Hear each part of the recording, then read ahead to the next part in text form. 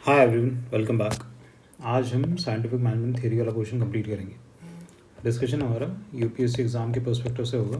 Mains में जो पबार्ड का पेपर आता है उसके पर्सपेक्टिव से। तो डिस्कशन को शॉर्ट रखेंगे एंड टू द पॉइंट रखेंगे। जितना कंटेंट एग्जाम के लिए इंपॉर्टेंट है वही हम डिस्कस करेंगे यहाँ पे। तो चलिए विदाउट एनी डिले शुरू करते हैं। हम आज पढ़ने वाले हैं साइंटिफिक मैनेजमेंट थ्योरी। ये थ्योरी दी थी F.W. टेलर ने। F.W. टेलर को father of scientific management theory भी कहा जाता है। अभी जो टेलर है ना, टेलर ने एक पेपर पब्लिश किया था 1911 में। ये पेपर का नाम था the principles of scientific management. तो ये पेपर का नाम इंपॉर्टेंट हो जाता है, ये एग्जाम पर्सपेक्टिव से हमें रटना होगा। आगे समझेंगे कैसे रटना होगा सब। अभी यहाँ पे आपको एक कंटेक्चुअल अंडरस्टैंडिंग समझनी है इस थ्योरी की। जैसे जैसे ये अंडरस्टैंडिंग डेवलप होगी, जो जो एग्ज़ाम के लिए रटना होगा वो भी आप धीरे धीरे समझ पाएंगे। ठीक है, एक बार चीज़ समझ में आ गई तो लिख लोगे एग्ज़ाम में। यहाँ पे हमारा जो एम है वो पेपर में हमारे जो मार्क्स हैं उनको मैक्सिमाइज़ करना है। अब देखिए, कोई भी थियरी जब आप पढ़ते हो ना तो आपको उसका बैकग्राउंड पता होना चाहिए। बैकग्राउंड में क्या क्या आ जाता है, वो थियरी किस कंटेक्स्ट पे बिल्ड है। फॉर एग्जांपल जैसे ये थियरी है साइंटिफिक मैनेजमेंट थियरी, तो ये अराउंड 1910 डेवलप हुई थी। तो उस टाइम पे, उस पीरियड पे जो एडमिनिस्ट्रेशन था, किस टाइप का एडमिनिस्ट्रेशन एग्जिस्ट करता था, ये थियरी यूनाइटेड स्टेट्स में इवॉल्व हुई है। तो यूनाइटेड स्टेट्स में एडमिनिस्ट्रेटिव कंटेक्स्ट उस टाइम पे कैसा था, ठीक, कौन कौन से चेंजेस हो रहे थे, इंडस्ट्रियल रिवॉल्यूशन किस स्टेज पे था, कैपिटलिज्म किस स्टेज पे था। तो ये सारी चीज़ें, इनका थोड़ा सा आइडिया होना चाहिए, क्योंकि जो थेरीज होती है ना वो बैकग्राउंड के बेसिस पे ही इवॉल्व करती है। ये सेम हमने वुडरो विल्सन के कंटेक्स्ट में भी देखा था, जो हमने प्रीवियस लेक्चर में देखा था। अब देखते हैं बैकग्राउंड क्या था इस टाइम पे इंडस्ट्रियल रिवॉल्यूशन और capitalism was almost at its peak, क्योंकि वर्ल्ड वॉर वन शुरू होने वाला था। 1914 में वर्ल्ड वॉर वन शुरू होने वाला था। तो जब वर्ल्ड वॉर शुरू हुआ उस टाइम पे जो डिमांड ऑफ गुड्स था ना वो बहुत ज़्यादा बढ़ गया। यूरोप में यूएसए के गुड्स का डिमांड बढ़ गया था। आर्म्स हो गया, एमिनेशंस हो गया, फूड ग्रेन्स हो गया, इनका डिमांड बहुत ज़्यादा बढ़ गया था। इसके अलावा क्योंकि कैपिटलिज्म का इवोल्यूशन हो रहा था, और कैपिटलिज्म में क्या होता है, कैपिटलिज्म का जो एम होता है दैट इज़ प्रॉफिट मैक्सिमाइजेशन। ठीक है, प्रॉफिट या फिर एफिशिएंसी या फिर आउटपुट मैक्सिमाइजेशन। तो उसमें workers are not taken into account, मतलब the interest of the workers are not taken into account. इसीलिए वहाँ पे कॉन्फ्लिक्ट होता था। जो कैपिटलिस्ट क्लास है उसके इंटरेस्ट में और जो वर्कर क्लास है उसके इंटरेस्ट में कॉन्फ्लिक्ट एग्जिस्ट कर रहा था। ठीक। जो कंपनीज होती थी, कंपनीज का एम क्या था, कंपनीज का एम था अपना प्रॉफिट को मैक्सिमाइज करना और प्रोडक्शन को इंक्रीज करना। देखिए यहाँ पे हम इंडस्ट्रियल रिवॉल्यूशन की बात कर रहे थे। इस टाइम तक तो ह्यूमन रिसोर्स इतना इंपॉर्टेंट हुआ ही नहीं था। पूरा फोकस किस पे होता था, पूरा फोकस होता था प्रोडक्शन को इन्हांस करने में, नंबर ऑफ़ यूनिट्स जो प्रोड्यूस हैं उनको बढ़ाने में। ठीक है, और इस टाइम पे कोई साइंटिफिक रिक्रूटमेंट या फिर ट्रेनिंग, आप कह सकते हो कि scientific methods as such exist नहीं करती थी।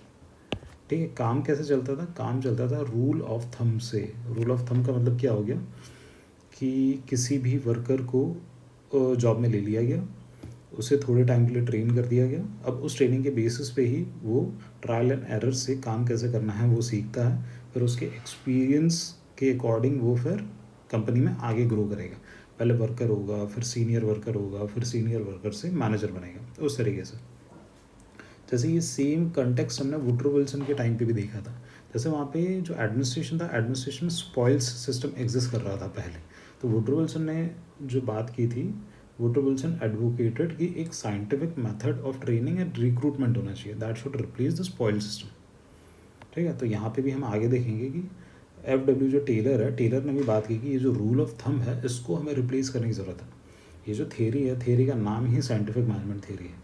तो वुडरो विल्सन यहाँ पे टेलर जो थे, टेलर एक पूरा का पूरा एक साइंस ऑफ एडमिनिस्ट्रेशन यहाँ पे डेवलप करना चाहते थे। ठीक है, किस तरीके से, साइंटिफिक मैनेजमेंट थ्योरी से। ठीक है, आगे देखता हूँ।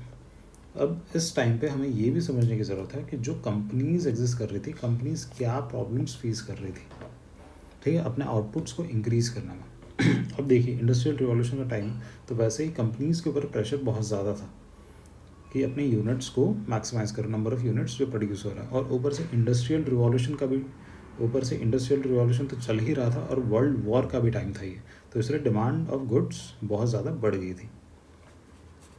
अब देखिए जो प्रॉब्लम्स कंपनीज फेस कर रही थी वो ये थी, पहला तो हमने देख लिया कि रूल ऑफ थंब था। अब रूल ऑफ थंब इसलिए था, रूल ऑफ थंब था इसीलिए कोई साइंटिफिक मेथड ऑफ सिलेक्शन या फिर training, as such scientific infrastructure या फिर साइंटिफिक प्रिंसिपल्स कहीं पे भी इन्वॉल्व नहीं थे जो ऑर्गेनाइजेशन है उसके फंक्शनिंग में। इसके आगे एक सिस्टमैटिक सोल्डरिंग का कॉन्सेप्ट है। सिस्टमैटिक सोल्डरिंग का मतलब ये होता है कि जो वर्कर्स क्या करते थे, फॉर एग्ज़ाम्पल सपोज कर लीजिए कि कंपनी एक्सपेक्ट कर रही है कि नंबर ऑफ़ यूनिट्स जो है ना वो 150 प्रोड्यूस होने चाहिए एक दिन में, एक वर्कर के थ्रू। तो सिस्टमैटिक सोल्डरिंग में क्या होता था कि वर्कर्स जो है वो अनऑफिशियली डिसाइड करते थे कि number of units that they will produce will be limited to 100, मतलब सारे वर्कर्स 100 यूनिट्स ही प्रोड्यूस करेंगे। अब ये सिस्टमैटिक सोल्डरिंग जो थी ये वर्कर्स क्यों करते थे, इसके पीछे का मेजर रीज़न ये था कि वर्कर्स के पास सबसे पहले कोई इंसेंटिव था नहीं कि अगर वो ज़्यादा प्रोड्यूस करें तो उन्हें ज़्यादा पैसे मिलेंगे, ऐसा है कि कोई कॉन्सेप्ट एग्जिस्ट नहीं करता था। और दूसरा, वर्कर्स फियर्ड दैट अगर वो नंबर ऑफ़ यूनिट्स जो है अगर 150 अगर प्रोड्यूस करने लग जाए तो यहाँ पे क्या होगा, कुछ वर्कर्स 150 प्रोड्यूस करेंगे, ये भी हाईली पॉसिबल है कि कुछ वर्कर्स सिर्फ 100 प्रोड्यूस कर पाए या फिर 110 प्रोड्यूस कर पाए। तो यहाँ पे क्या होगा, the workers who are producing less number of units who are less efficient they will be fired. ठीक है, तो यहाँ पे फियर था, फियर किस चीज़ का था, लॉस ऑफ जॉब। ठीक है, तो एक तरीके से वर्कर्स अपनी जॉब को प्रोटेक्ट करने के लिए, सबकी जॉब प्रोटेक्ट करने के लिए, they resorted to systematic soldiering in which workers unofficially collectively decided to produce only a certain number of units so that the job of all the workers could be saved. ठीक है, आगे देखिए यहाँ पे there was a conflict between the interest of managers and interest of workers, and there was also a conflict between the interest of the company or organization as such and that of the workers. क्यों? क्योंकि workers का focus क्या होता था, workers का focus होता था कि अपनी जॉब को सिक्योर रखो, ठीक, जॉब नहीं जानी चाहिए। मैनेजर्स का क्या फोकस होता था, मैनेजर्स का फोकस होता था कि आउटपुट को मैक्सिमाइज़ किया जा सके। और कंपनी का क्या फोकस होता था, कंपनी का फोकस होता था कि ओवरऑल जो प्रॉफिट है कंपनी का उसको बढ़ाया जा सके। ठीक है, सीधी बात ये थी कि कंपनी को वर्कर्स की पड़ी नहीं थी उस टाइम पे। ठीक है, ये इंपॉर्टेंट है, ये समझने की ज़रूरत है। तो कंपनी को वर्कर्स की पड़ी नहीं थी, तो वर्कर्स को अपने आप को सेफ गार्ड करने के लिए कुछ ना कुछ तो करना ही होता था। तो workers use to resort to systematic soldiering. यहाँ तक हमने समझ लिया। आगे, there was also lack of coordination between workers and managers. ठीक है, क्योंकि इनके जो इंटरेस्ट थे ये भी अलाइन नहीं थे। मैनेजर्स चाह रहे थे कि आउटपुट मैक्सिमाइज हो जाए, वर्कर्स चाह रहे थे कि उनकी जॉब सिक्योर रहे, यही हमने देखा अभी।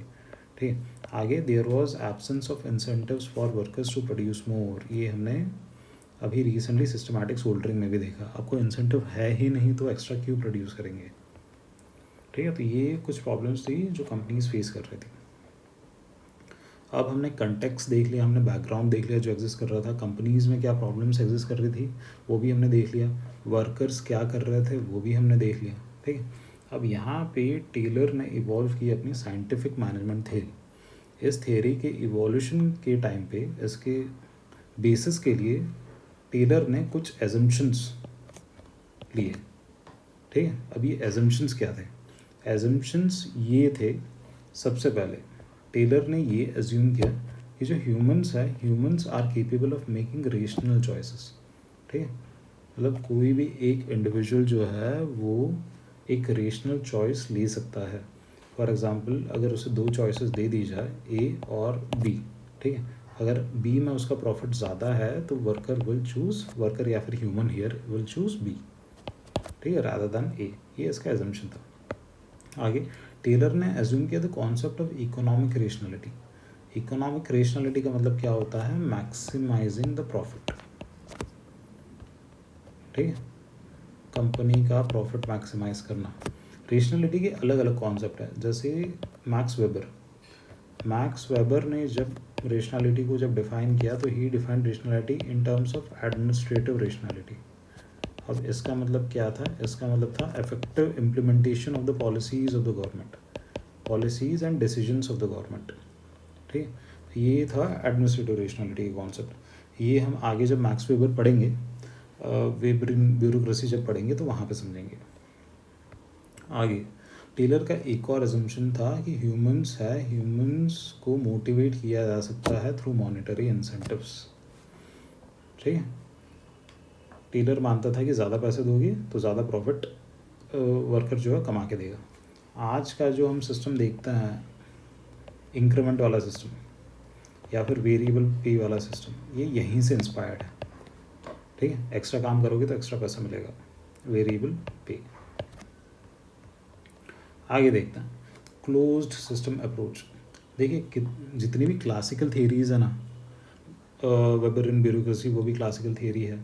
फिर हम इसके अलावा उर्विक और गुलविक के कॉन्सेप्ट्स पढ़ेंगे, या फिर एम फेल के कॉन्सेप्ट्स पढ़ेंगे, तो वो भी क्लासिकल थियरीज़ में आता है। तो जितनी भी क्लासिकल थियरीज़ हैं they follow closed system approach या फिर नॉन इकोलॉजिकल अप्रोच।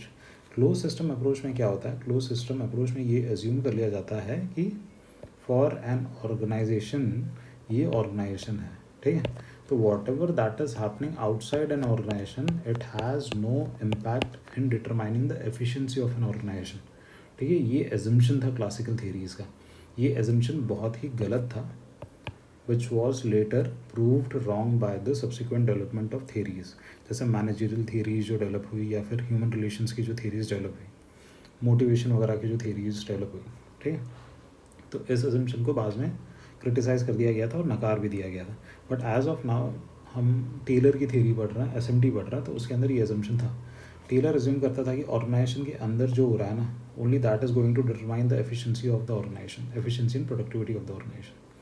आगे टेलर ने ये भी अज्यूम किया था, ये मैं ऐसे मिटा देता हूँ थोड़ा, तो हौच पौच हो गया यहाँ पे, थोड़ा क्लैरिटी रहेगा दिखने में।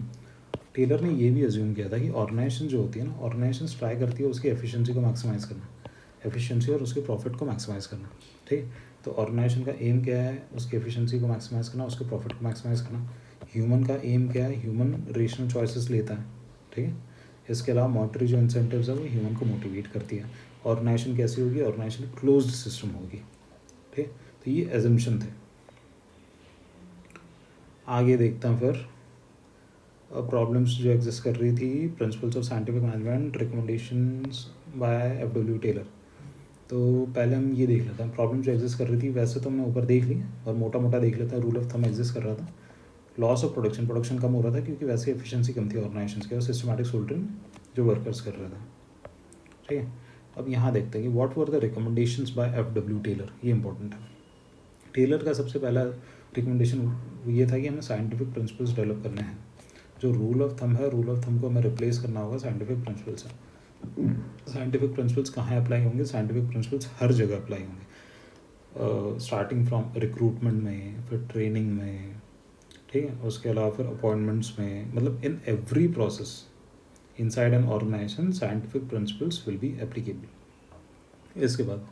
इसके बाद वर्कर्स और मैनेजर्स के बीच में जो कॉन्फ्लिक्ट होता है उसको रिजॉल्व करने के लिए टेलर ने मेंटल रिवॉल्यूशन का कॉन्सेप्ट दिया था। ये भी कीवर्ड है, ये भी आपको याद रखना है। ठीक है, मेंटल रिवॉल्यूशन में टेलर ने क्या कहा था? टेलर ने कहा था कि वर्कर्स और मैनेजर्स जो है इनके इंटरेस्ट अलाइंड है, therefore they should work together. ठीक है, instead of having a larger share of pie, ठीक है, with in the cake, workers and managers should try to increase the size of cake. ठीक है, अगर आप केक का साइज़ ही बढ़ा दोगे तो आपका जो शेयर है वो वैसे ही बढ़ जाएगा। तो ये था मेंटल रिवॉल्यूशन का कॉन्सेप्ट। एक इसलिए दिया था टेलर ने, ये इसलिए दिया था ताकि वर्कर्स और मैनेजर्स के बीच में जो कॉन्फ्लिक्ट हो रही है उसको कम किया जा सके, उसको रिड्यूस किया जा सके। तो इंटर्न क्या होगा, दोनों एक साथ काम करेंगे तो ऑर्गेनाइजेशन जो है उसकी एफिशिएंसी वैसे ही बढ़ जाएगी। आगे टेलर ने पीस रेट सिस्टम की बात की। यही है हमारा इंसेंटिव सिस्टम, वेरिएबल पे वाला सिस्टम जिसकी हम बात कर रहे थे। ये भी कीवर्ड है, ये भी आपको याद रखना है। पीस रेट सिस्टम में टेलर ने क्या कहा कि नंबर ऑफ़ यूनिट्स जो स्पेसिफिकली आपको प्रोड्यूस करना है विद इन अ डे वो तो ठीक है, मगर उसके बाद अगर आप कुछ प्रोड्यूस करते हो तो उसके लिए आपको अलग से पैसा दिया जाएगा। तो आज के टाइम पे भी कॉर्पोरेट स्ट्रक्चर, कॉर्पोरेट कंपनीज़ में हम ये कॉन्सेप्ट देखते हैं, वेरिएबल पे वाला। ठीक है, तो ये क्या करता है, ये एज अ मोटिवेशन काम करता है। हमने ऊपर देखा ना कि टेलर ने ये एज्यूम किया था कि मॉनिटरी जो इंसेंटिव्स होता है वो ह्यूमन बीइंग को मोटिवेट करता है। ठीक, आगे टेलर ने हर जगह साइंटिफिक मेथड्स अप्लाई करने की बात की। उसके अलावा स्टैंडर्डाइजेशन ऑफ वर्किंग कंडीशंस, जितना भी काम हो रहा है ये सबका सब स्टैंडर्डाइज होगा। कैसे प्रोड्यूस हो रहा है, कितना प्रोड्यूस हो रहा है, कितनी ट्रेनिंग मिल रही है, ठीक है, कितने नंबर ऑफ आवर्स एक वर्कर है वर्क करेगा, कितने नंबर ऑफ यूनिट्स उसे प्रोड्यूस करने हैं, वेजेस क्या होंगी, पीस रेट सिस्टम में कितना वेरिएबल पे मिलेगा, सब कुछ स्टैंडर्डाइज होगा। क्यों? क्योंकि यहाँ पे किसकी बात हो रही है, यहाँ पे साइंस की बात हो रही है, साइंटिफिक मैनेजमेंट थ्योरी। तो टेलर चाहते थे कि हर जगह साइंस का एप्लीकेशन हो, हर जगह स्टैंडर्डाइजेशन हो जाए। ठीक, आगे वन बेस्ट वे, ये भी एक कीवर्ड है। ठीक है, one best way of performing task. Taylor ये एज्यूम करते थे कि पूरा का पूरा हम पहले R&D कर लेंगे, रिसर्च एंड डेवलपमेंट कर लेंगे, उसके बाद हम एक वन बेस्ट वे प्रोड्यूस करेंगे। वन बेस्ट वे, इससे क्या होगा, इससे हम हमारी जो एफिशिएंसी है या फिर आउटपुट है उसको मैक्सिमाइज कर पाएंगे। मतलब अगर ये अप्लाई हो जाए, वन बेस्ट वे जो है वो अप्लाई हो जाए, ये मतलब क्या है, एक बेस्ट तरीका है। इसके अलावा अगर आप किसी भी तरीके से प्रोड्यूस करने का प्रयास करोगे तो मैक्सिमम प्रोडक्शन नहीं हो पाएगा। ठीक, तो टेलर ने ये एज्यूम किया कि आपको अगर आपका आउटपुट अगर मैक्सिमाइज़ करना है, आपकी अगर परफॉर्मेंस आपको एनहांस करनी है, तो एक वन बेस्ट वे होने की ज़रूरत है। इसे ही हम पता करेंगे। तो इसी के लिए फिर टेलर ने जैसे वर्क स्टडी हो गया या फिर मोशन स्टडी हो गया या फिर टाइम स्टडी हो गया, ये स्टडीज़ की, मैं यहाँ पर लिख देता हूँ पहले। ये क्या थी, एक तरीके से R&D वाला काम होता था पूरा का पूरा। वर्क स्टडी, इसमें ये समझा जाता था कि काम कैसे हो रहा है, कितना हो रहा है। ठीक है, टाइम स्टडी, ये टेक्निक्स होती हैं। और उसके अलावा मोशन स्टडी। मैं ये बता दूं कि टेलर के जो कॉन्सेप्ट्स हम यहाँ पर डिस्कस कर रहे हैं ये मेनली शॉप फ्लोर लेवल पे एप्लीकेबल थे। शॉप फ्लोर लेवल मतलब ये जो कंपनी होती है इसका जो सबसे नीचे वाला लेवल होता है ना, जहाँ पे एक्चुअल में प्रोडक्शन हो रहा है। ऊपर वाले जो लेवल्स है ये तो मैनेजमेंट वाले लेवल्स हैं। ठीक है, ये नीचे वाले लेवल को शॉप फ्लोर कहा जाता है, जहाँ पे एक्चुअल प्रोडक्शन होता है। ठीक है, तो यहाँ पे वन बेस्ट वे को फाइंड करने के लिए ये स्टडीज़ की गई थी। इससे फिर निकलेगा हमारा वन बेस्ट वे। टाइम स्टडी में क्या होता है कि एक वर्कर को पूरा काम कंप्लीट करने में कितना टाइम लगता है। दूसरा मोशन स्टडी, अब क्या होता था, जैसे ऐसे मशीन्स होती थी। ठीक है, अब एक जो वर्कर है, एक वर्कर को ये मशीन के अराउंड ऐसे ऐसे मूव करना होगा एक पूरा यूनिट प्रोड्यूस करने के लिए, और फिर ये यहाँ पे वापस आएगा। तो इस पूरे मोशन में उसे कितना टाइम लगता था। ठीक है, ये फिर डिसाइड होता था मोशन स्टडी से। ठीक है, इस तरीके से पूरा का पूरा एनालिसिस किया जाता था वन बेस्ट वे को फाइंड करने के लिए। इसे मैं रब कर देता हूँ यहाँ पे। ये जो लेक्चर्स है आप 2x की स्पीड में सुन सकते हैं। हम थोड़ा स्लो चल रहा है, डेलिब्रेटली मैं एकदम धीरे धीरे आराम से समझा रहा हूँ, क्योंकि इन कॉन्सेप्ट्स को समझने में कोई जल्दी नहीं होनी चाहिए। हमारा जो एम है वो ये है कि ये कॉन्सेप्ट्स क्लियर होने चाहिए। एक बार कॉन्सेप्ट्स क्लियर हो गए तो आप बहुत अच्छा आंसर एग्ज़ाम में लिख पाओगे। हम कहाँ थे, वन बेस्ट वे पे थे। वन बेस्ट वे के बाद फिर जो टेलर है, टेलर ने बात की टाइम स्टडी की, वर्क स्टडी की, मोशन स्टडी की। यही हमने अभी देखा कि एनालाइज करने के लिए सिस्टम्स कैसे काम कर रही है, प्रोसेसेस कैसे इवॉल्व हो रही है, वो सब देखने के लिए, जिससे वन बेस्ट वे को इवॉल्व किया जा सके। आगे टेलर ने एक और कॉन्सेप्ट दिया फंक्शनल फॉरमैनशिप का। इस पर भी आप स्टार मार्क कर लीजिए, ये भी कीवर्ड है, इसको याद रखना। अब ये कॉन्सेप्ट था मेनली सुपरविजन का। अब टेलर ये कहते थे कि एक जो वर्कर है, ठीक है, वर्कर को 8 सुपरवाइज़र सुपरवाइज करेंगे। ठीक है, उसमें से 4 सुपरवाइज़र्स प्लानिंग का काम करेंगे कि काम को एक्चुअल में करना है कैसा है, और 4 सुपरवाइज़र्स ये इंश्योर करेंगे कि काम ढंग से हो रहा है, वो मॉनिटर करेंगे।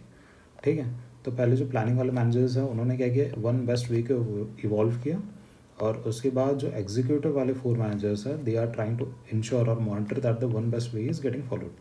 तो एक जो वर्कर होता था उसको 8 सुपरवाइजर्स मॉनिटर करते थे. So this is the concept of functional foremanship. ऐसे भी रब कर देता हूँ. ठीक है, तो आई होप ये फंक्शनल फॉरमैनशिप वाला कॉन्सेप्ट क्लियर है. आगे देखते हैं. आगे टेलर ने डिवीजन ऑफ वर्क की भी बात की. Division of work based on specialisation. अब जिसकी जो स्पेशलाइजेशन है उसके बेसिस पे वर्क को डिवाइड किया जाएगा.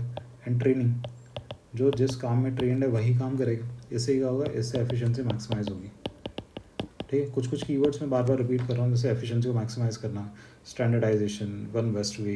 ठीक है, यही आपको पेपर में भी एज सच लिखना है, क्योंकि ये पब्लिक एडमिनिस्ट्रेशन की वो कैब है एक तरीके से.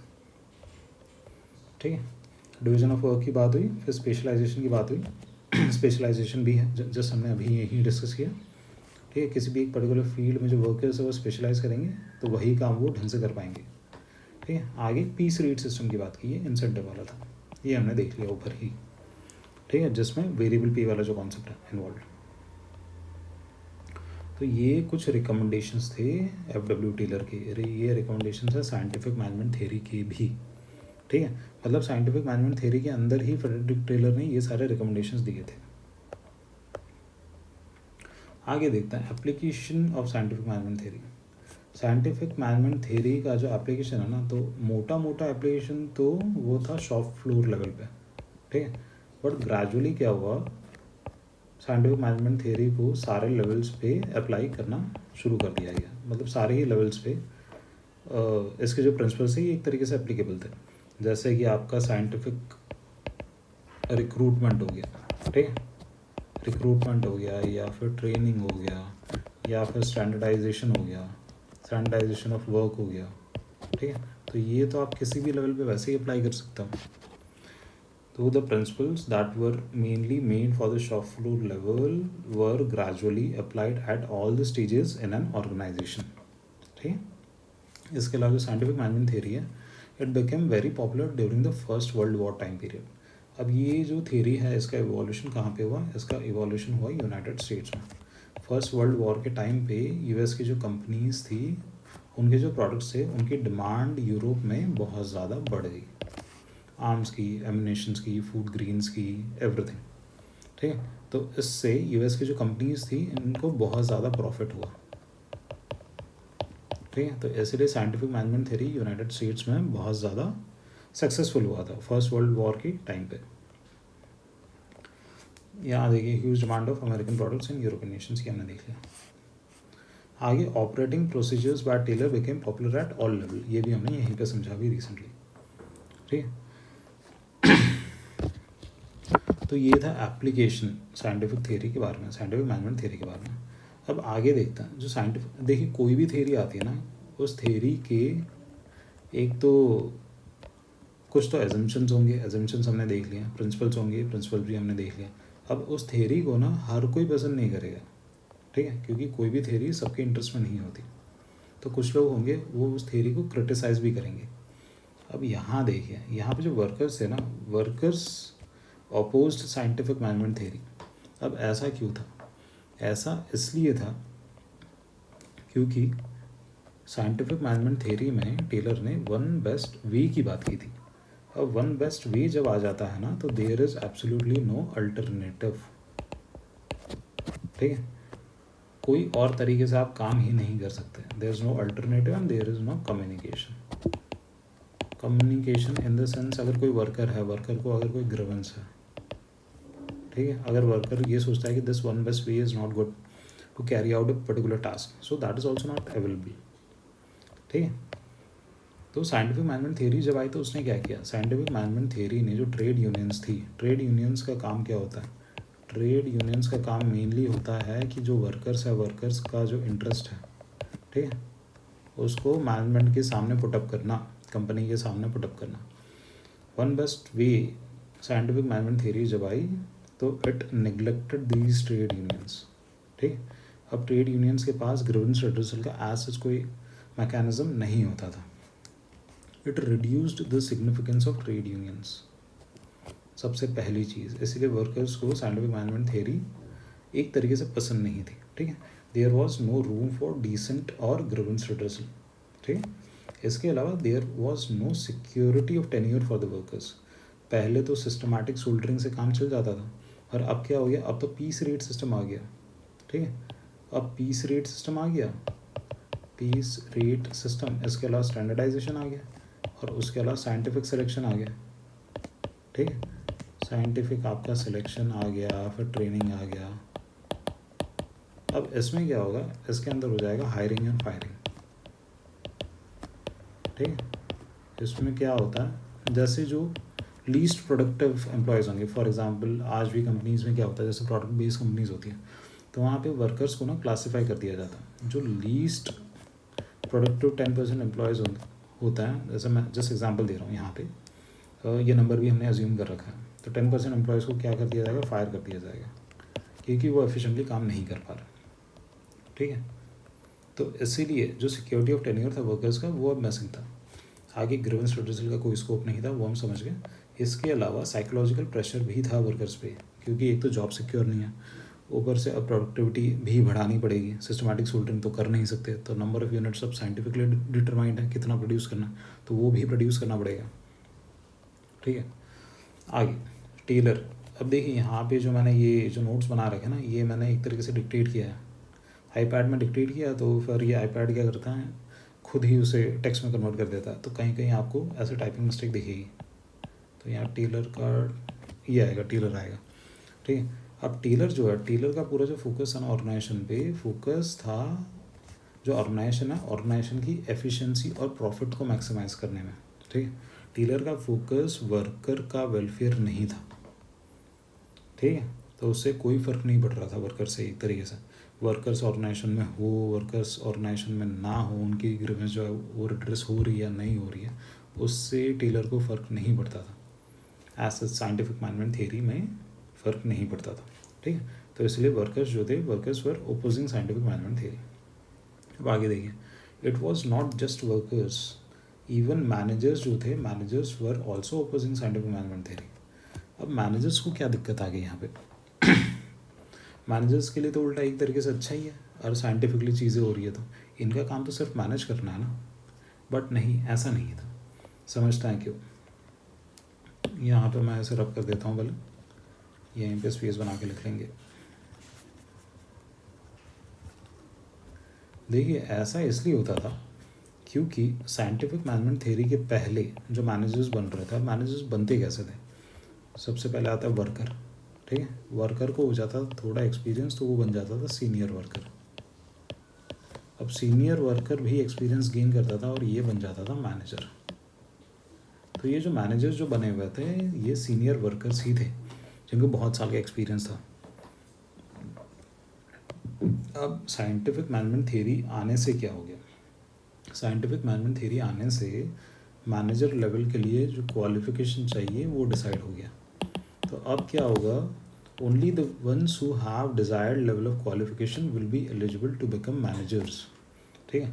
तो अब वर्कर्स सीधे मैनेजर्स नहीं बन सकते थे, तो जो मैनेजर्स ऑलरेडी थे, जो सीनियर वर्कर्स से ही बने थे, even they were against this. समझा।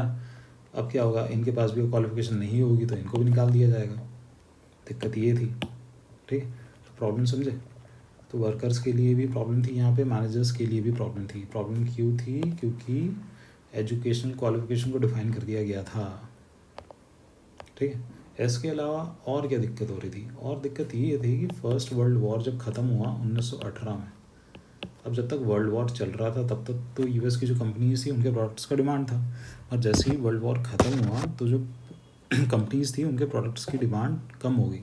अब जब डिमांड ही कम हो गई तो जो प्रेशर था ऑर्गेनाइजेशन पे ज़्यादा प्रोड्यूस करने के लिए वो भी कम हो गया। तो अब क्या होगा, अब नंबर ऑफ़ वर्कर्स जो कंपनी को चाहिए या फिर मैनेजर्स, ठीक है, वो भी रिड्यूस हो जाएंगे, क्योंकि प्रोडक्शन तो वैसे ही रिड्यूस हो रहा है। तो इनकी जॉब पे ना थ्रेट था, दोनों की, वर्कर की भी और मैनेजर की भी, ठीक है। तो इसलिए मैनेजर्स भी अगेंस्ट थे, वर्कर्स भी अगेंस्ट थे। आगे और हमें क्या क्या समझना है अभी, आगे ये समझना है कि क्रिटिसिज्म के बाद भी साइंटिफिक मैनेजमेंट थ्योरी आज के टाइम पे वैलिड क्यों है, ठीक है। आगे टेलर्स कॉन्सेप्ट्स को मॉडर्न टाइम्स में मॉडर्नाइज करने की ज़रूरत है, ठीक है। और what has been the criticism, scientific management theory का क्रिटिसिज्म क्या है, पहले ये देख लेते हैं कि ये जो थ्योरी है इसका क्रिटिसिज्म क्या है, ठीक है। अब देखिए सबसे पहला ये क्लासिकल एरा की थ्योरी है, स्ट्रक्चरलिस्ट अप्रोच वाली थ्योरी है, तो ये क्लोज सिस्टम अप्रोच फॉलो कर रही थी।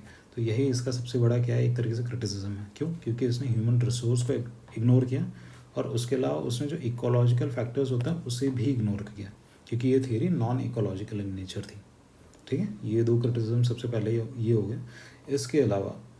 इसके अलावा जो ह्यूमन रिसोर्स है, ह्यूमन रिसोर्स पे कोई फोकस था नहीं, ह्यूमन रिसोर्स के वेलफेयर पे, ठीक है।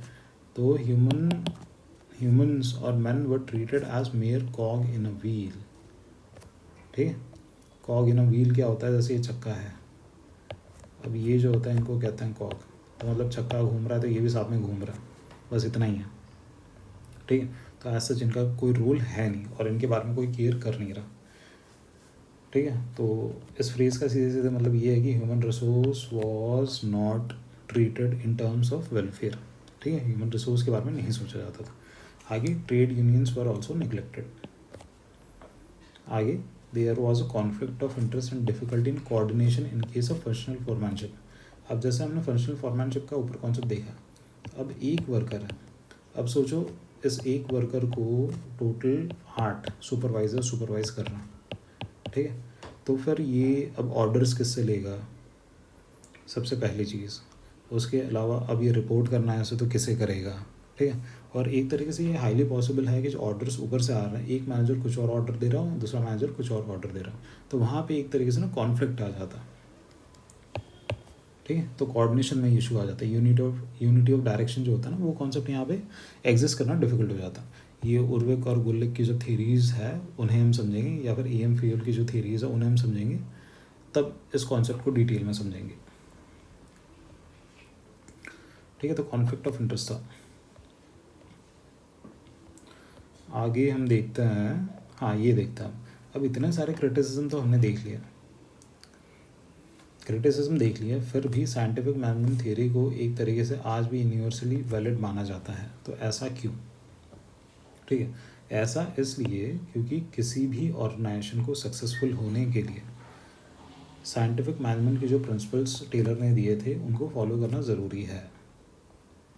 किस प्रकार से, कोई भी एक ऑर्गेनाइजेशन होती है, उसे वर्कर्स को रिक्रूट करना है, वर्कर्स को ट्रेन करना है, और सारी जो उसकी प्रोसीजर्स वगैरह होगी उसे स्टैंडर्डाइज करना है, ठीक है। तो अगर ये साइंटिफिकली कर पाती है, साइंटिफिकली अगर कोई भी एक ऑर्गेनाइजेशन ये कर पाती है तो वो अपने आउटपुट को मैक्सिमाइज कर सकती है, ठीक है। तो इसलिए जो साइंटिफिक प्रिंसिपल्स टेलर ने दिए हैं as such they are universally valid. जैसे टेलर ने कहा कि साइंटिफिक सिलेक्शन होना चाहिए, कॉमा ट्रेनिंग होनी चाहिए, रिक्रूटमेंट होना चाहिए, डिवीजन ऑफ वर्क होना चाहिए, स्टैंडर्डाइजेशन ऑफ वर्क होना चाहिए, ये सारे यूनिवर्सल प्रिंसिपल्स हैं, इनको नकारा नहीं जा सकता, ठीक है। ये पब्लिक एडमिनिस्ट्रेशन की जो थ्योरीज बाद में भी डेवलप हुई है, जैसे for example NPM new public management की जो थ्योरी डेवलप हुई है, या फिर पब्लिक चॉइस अप्रोच की जो थ्योरीज डेवलप हुई है, ठीक है, इनमें भी इनको वैलिड पाया गया है। इवन आज की जो गुड गवर्नेंस की जो थ्योरीज हैं, ठीक है, they have also not neglected the scientific management principles given by Taylor, ठीक है। so they are still valid। आगे ये यहाँ पे लिखा है एनपीएम का evolution.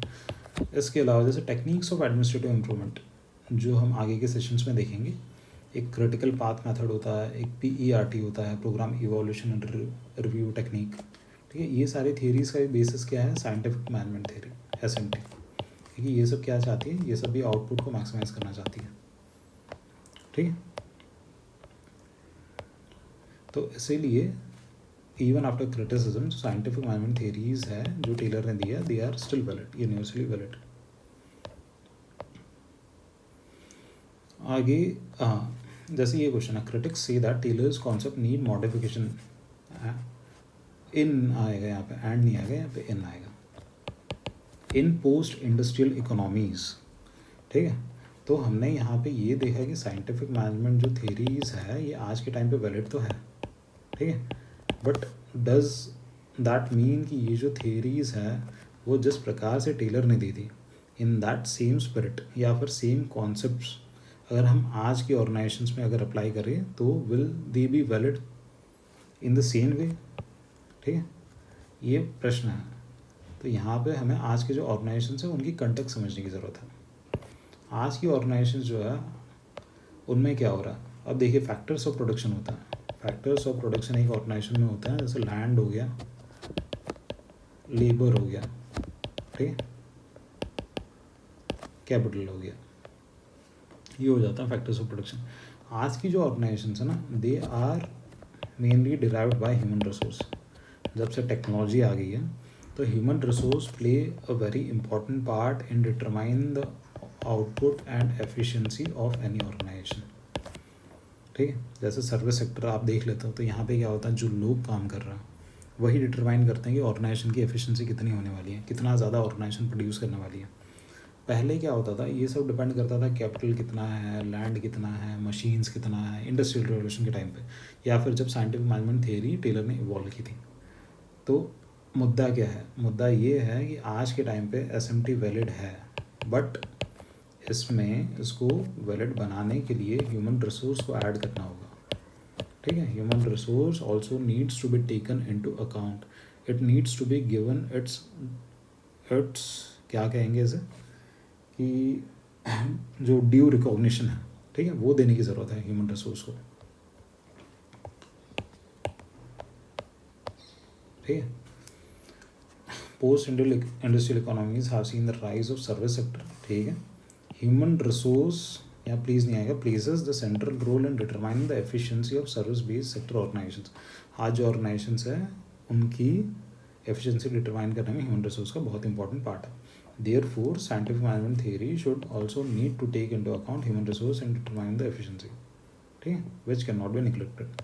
And money is not the only motivation factor today, ये भी important है। सबसे पहले हमने ये देख लिया कि भैया जो ह्यूमन रिसोर्स है ना, ह्यूमन रिसोर्स आज के टाइम पे इम्पॉर्टेंट है। इसके अलावा ह्यूमन रिसोर्स को ना आप सिर्फ पैसे से मतलब नहीं तोल सकते आज के टाइम पे, या फिर मोटिवेट नहीं कर सकते। ठीक है, उनके लिए मॉनिटरी इंसेंटिव्स है एक तरीके से, दूसरा है नॉन मॉनिटरी। अब इसमें क्या आ जाएगा, नॉन मॉनिटरी में जैसे कि रिकॉग्निशन, ठीक है, या फिर वर्किंग कंडीशन ये आ जाएगा, या फिर क्वालिटी ऑफ वर्क। इतना ढंग से मैं लिखूंगा नहीं मगर आपको समझ आ जाएगा, मतलब मैं जो कह रहा हूँ उस हैंड राइटिंग पर मत जाना। ठीक है, तो मोरल एंड मोटिवेशन की जब हम थेरीज देखेंगे, जब अब्राहम मास्लो को पढ़ेंगे या फिर मैकग्रेगर को पढ़ेंगे या फिर क्रिस आर्गस को पढ़ेंगे तो वहाँ पे ये इन डिटेल पढ़ेंगे। ठीक है, तो टेलर की थेरीज वैलिड तो है, बट ह्यूमन रिसोर्स को भी कंसिडर करना है, और ये भी समझना है कि मोटिवेशन के बहुत सारे फैक्टर्स हैं आज के टाइम पे, सिर्फ पैसा नहीं है। ठीक है, तो ये भी हमने समझ लिया। तो एज सच जो हमारा साइंटिफिक मैनेजमेंट थेरी का जो पार्ट है वो पूरा हो चुका है। आई थिंक कॉन्सेप्चुअल अंडरस्टैंडिंग आपको अच्छे से आ गई होगी। इतना कंटेंट मोर देन सफिशिएंट है। अगर साइंटिफिक मैनेजमेंट थ्योरी पे कोई क्वेश्चन भी आता है तो वो आप आराम से टैकल कर सकते हो। ठीक है, अब क्या होगा, जैसे जैसे हम सब्सिक्वेंटली बाकी थ्योरीज पढ़ेंगे तब फिर हम इंटीग्रेट करते चलेंगे। जैसे डिसीजन मेकिंग की जब थ्योरीज पढ़ेंगे या फिर बिहेवियरल थ्योरीज पढ़ेंगे तो उस टाइम पे हम ये एज्यूम करके चलेंगे कि साइंटिफिक मैनेजमेंट थ्योरी तो हमने पहले से पढ़ रखी है। जैसे आज हमने वुडरो विल्सन के कुछ कॉन्सेप्ट्स को हमने डिस्कस किया क्योंकि वो लेक्चर हमने ऑलरेडी कंप्लीट कर रखा है, तो उसकी नॉलेज है हमें। ठीक है, तो ऐसे ही स्टेप बाय स्टेप हम सारी थ्योरीज को कंप्लीट करेंगे। एम हमारा ये रहेगा कि सिलेबस हमारा कंप्लीट हो जाए, टू द पॉइंट हम प्रिपेयर करें सिर्फ एग्जाम पर्सपेक्टिव से। ये जितने भी सेशंस होने वाला है इनको आप अपने अकॉर्डिंग स्पीड सेट करके देख लेना, 1.5 कर लेना, 2x कर लेना। मैं जानबूझ के थोड़ा स्लो पढ़ा रहा हूँ अभी, या फिर हम स्लो डिस्कस कर रहे हैं, पढ़ा के आ रहा हूँ, डिस्कस ही कर रहे हैं एक तरीके से। ठीक है, तो ये सारे कॉन्सेप्ट्स हैं, ये हो गया ख़त्म। आपको क्या करना है अब, ठीक है, आपको ये कंटेंट ना स्टैंडर्ड बुक से पढ़ना है, स्टैंडर्ड बुक या फिर नोट्स, किसी भी कोचिंग के नोट्स। बुक आप किससे पढ़ सकते हो, या तो प्रसाद एंड प्रसाद से पढ़ लो, ये ज़्यादा अच्छा रहेगा। दूसरा अरीबाम से पढ़ लो। ठीक, बहुत छोटा छोटा ही कंटेंट है, 4-5 पेज का होगा, इससे ज़्यादा नहीं होगा। और एक बार ये लेक्चर पढ़ लिया ना आपने, उसके बाद आपको चीज़ें ना एकदम खटाक से समझ आएगी। ठीक, वहाँ पे ज़्यादा दिमाग लगाने की ज़रूरत नहीं पड़ेगी। नोट्स जैसे हमने डिस्कस किया था, या तो आप पवन IAS करके हैं उसके पबाट के नोट्स देख लो, या फिर लुकमान है उसके नोट्स देख लो। ये 2 कोचिंग का मुझे आइडिया है जिनके नोट्स अच्छे भी हैं, जो मैंने पढ़ भी रखे हैं, तो इसलिए ये मैं रिकमेंड कर सकता हूँ। बाकी का मुझे आइडिया है नहीं। बुक्स की बहुत ज़्यादा अच्छी है। क्वेश्चंस वगैरह हम डिस्कस करेंगे, आगे करेंगे जब हमारा थियरी वाला पार्ट थोड़ा ढंग से कंप्लीट हो जाए ना, थोड़े सेशंस और हो जाए। जैसे पूरा अगर थियरी वाला पार्ट हम अगर कंप्लीट कर लेंगे तो उसके बाद थियरी वाले क्वेश्चंस भी ले लेंगे। तो चलिए इस सेशन में इतना ही, इस सेशन को एंड करते हैं, मिलते हैं आपसे नेक्स्ट सेशन में।